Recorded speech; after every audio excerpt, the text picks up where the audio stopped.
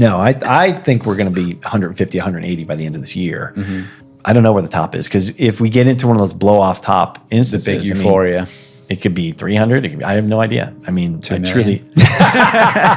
I'm not the guy who says it's going to be $1 million this year, but I don't know. It's Bitcoin. You might be wrong. I mean, I might be wrong. I'd be happy to be wrong. So you would think, well, that means Bitcoin's going to peak in the first quarter of 2026. Yep. Not so fast, because what happens is Bitcoin lags by about 3 months, by about 10 to 12 weeks. So now Bitcoin's going to lag that. So if all things being equal, you don't have a market shock, which takes everything I'm talking and throws out the window. Right out the thing. Yeah, exactly. But if we don't have a market shock and we just keep doing what we're doing through the end of this year, then I think that Bitcoin's going to peak out somewhere in the first quarter of next year to, half, like the first quarter, the first half of next year, it's going to peak out. What's that number? I don't know. The world financial system is collapsing gradually. Then suddenly, behind the scenes, central banks face challenges from growing debt, structural inflation, and declining confidence in fiat money. James Lavish thinks that a deeper change is taking place that will redefine what sound money means, even while the majority of investors are still preoccupied with the headlines of the day. Lavish, a former hedge fund manager who now supports Bitcoin, contributes Wall Street perspective to the long-term argument for the cryptocurrency. He contends that Bitcoin represents an escape route from a system dependent on monetary manipulation and credit expansion, not just a speculative asset. Assets with a fixed supply and decentralized trust will become more attractive to capital when governments accumulate unmanageable deficits and turn to inflation as a covert fallback strategy. However, Lavish does not guarantee immediate wealth. He cautions that narrative shifts, regulation, and volatility will keep shaking out weak hands. Bitcoin, however, presents an outstanding chance for individuals. If you're intrigued by bold predictions and deep financial insights, make sure to like this video, subscribe to the channel, and turn on notifications for more engaging content. Thank you for your support and enjoy the video. If you're going to buy Bitcoin, real Bitcoin, and you're gonna have your key phrase, who's gonna take control of that wallet, that signing device? Is it going to be you? Are you going to do it with a chief investment officer? Or are you going to have your legal counsel involved? I mean, like, that's just the first thing. Yeah. How is that really going to work? And that's actually what people think about first. But when you're sitting in those meetings, that's kind of down the line. It's first of all, it's like, what is this thing? Where does it trade? Am I willing to take career risk?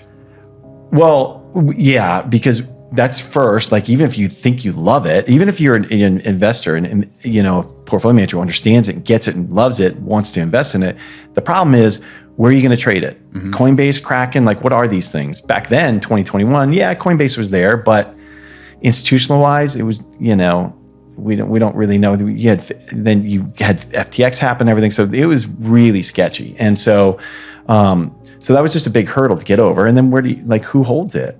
Like, you don't custody normally. So what these institutions love is they love having custody taken care of for them through, at least with the big banks and hedge funds, they want like their prime broker to take care of that for them. What are we talking about? Well, the highest rating in debt is AAA.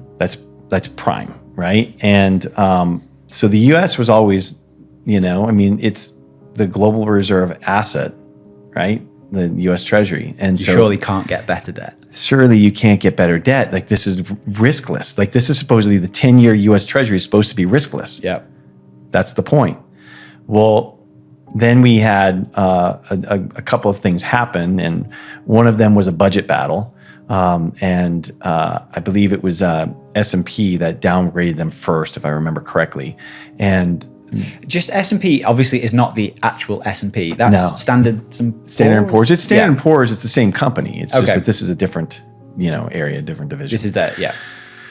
So they downgraded, not because they think that the U.S. is going to default and not pay the bonds. So this is where people get a little bit tripped up. AAA is like, there's no risk whatsoever that you're ever going to default, right? Then you've got AA, which is, it's like as close to AAA as you can be, obviously, but there's something there.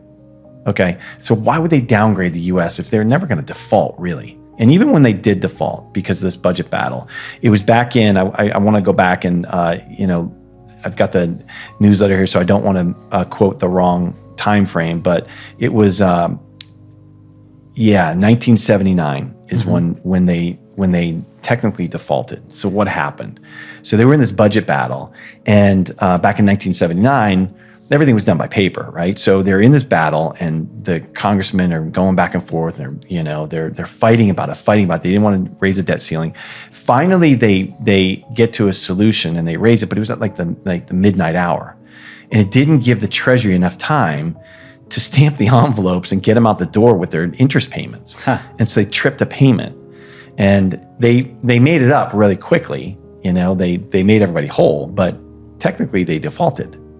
So that's what we're talking about here. Because, Lynn talks about all the time is like, if you're a sovereign that issues debt in your own currency, you would never default. You'll just print more currency and buy the debt to make sure that you're not defaulting. Yeah. And so, but the technical default is that you trip a payment and then you make everybody whole later, which is what happened in 79. So you're actually not defaulting on the debt for anyone. That's just like the fact that it was politicking for too long. They decided to raise the debt ceiling too late and they missed a payment, then made it up. Right. Okay. Right. And then back in 2011, it's the same kind of thing happened. That's when S&P, so it was Fitch who did it first, and S&P did it. Did what? No, I'm sorry. S&P had downgraded the U.S. first. In 2011, after the financial crisis. And yes, in 2011. Then 2023 is when Fitch joined them. Okay. Yeah. Finally, institutional barriers are beginning to dissolve. Now that Bitcoin ETFs are available, the bureaucratic obstacles that previously prevented significant investors from participating are being removed. Meanwhile, trust in the U.S. debt is declining. The cornerstone of the global financial system is being shaken by credit downgrades, political impasse, and the possibility of technical defaults. Bitcoin is not only surviving this uncertainty, it is really growing. Fixed supply, digital assets begin to appear more like safe havens than risky wagers as confidence in conventional systems wanes. The dollar's status as the world's reserve currency has long benefited the United States, allowing for decades of excessive spending supported by demand for treasuries around the world. Meanwhile, Bitcoin's performance is closely tied to global liquidity. When money flows and credit expands, Bitcoin tends to thrive. With those conditions likely to intensify, many believe the next major Bitcoin peak could arrive in 2026. To remain up to date on the most recent developments in Bitcoin, cryptocurrencies, and the digital economy, please take a moment to like this video, subscribe to the channel, and enable post notifications. You see bond investors get worried about this.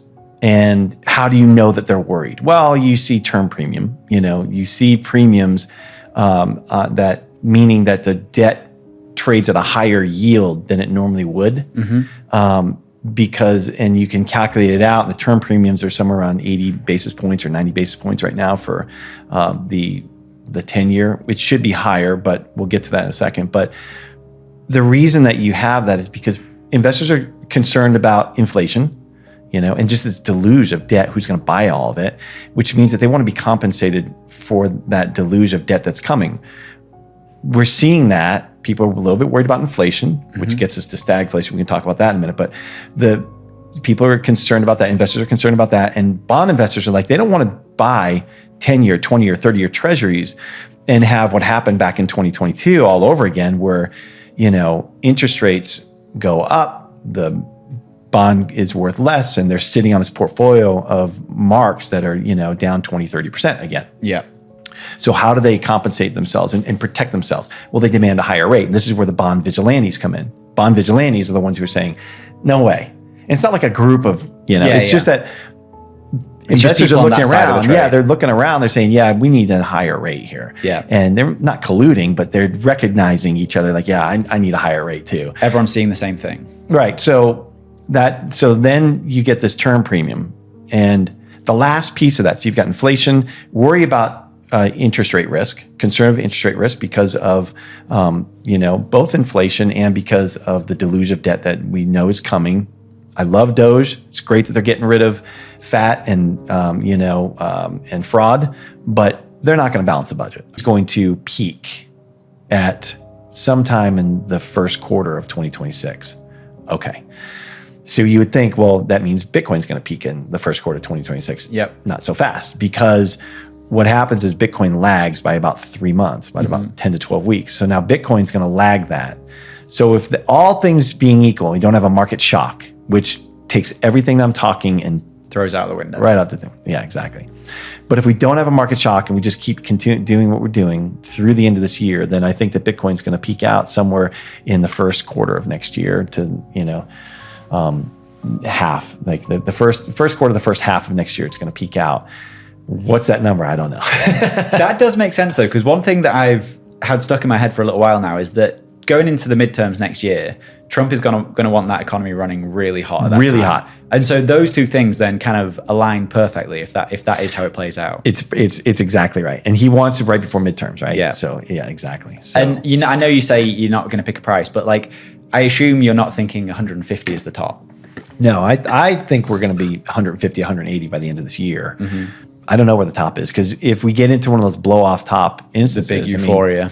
It could be 300. It could be, I have no idea. I mean, I 2 million. truly, I'm not the guy who says it's going to be 1 million this year, but I don't know. It's Bitcoin. You might be wrong. I mean, I might be wrong. I'd be happy to be wrong. According to James Lavish, institutional investors used to encounter significant obstacles while attempting to make Bitcoin investments. They faced difficulties with private key management, wallet security, and asset custody, among other legal, professional, and technical issues. Even if a fund manager had a soft spot for Bitcoin, it was practically hard to get engaged due to the risks associated with infrastructure, compliance, and career. However, a large portion of that red tape has virtually disappeared since the introduction of Bitcoin ETFs. Institutions can now learn about Bitcoin without having to deal with wallets or fear compliance issues. ETFs make access easier and offer the custody options that large corporations rely on. Lavish then turns his attention to a more general issue, the state of U.S. debt. He remembers how political turmoil and missed payments from budget battles have caused the United States to experience numerous credit rating downgrades, not because it is incapable of repaying its debt. Even while these are technical defaults rather than complete ones, they nevertheless cause investor anxiety. He notes that investors are concerned about inflation, the enormous amount of new debt, and the risk of holding long-term bonds that could depreciate, which is why bond markets are flashing red. Rates are increasing because of this. It's not only Fed policy. Investors as a whole are seeking for greater returns at greater risk. He also draws attention to the widening gap between American political parties. Due to the risky last-minute budget conflicts that result from such division, technological defaults may occur once more. Remember to like this video, subscribe to the channel, and enable notifications if you thought his viewpoint was helpful so you don't miss any updates. We'd love to know what you think about the future of cryptocurrency markets, so please share your ideas in the comments section. We appreciate your time and hope to see you in the next video.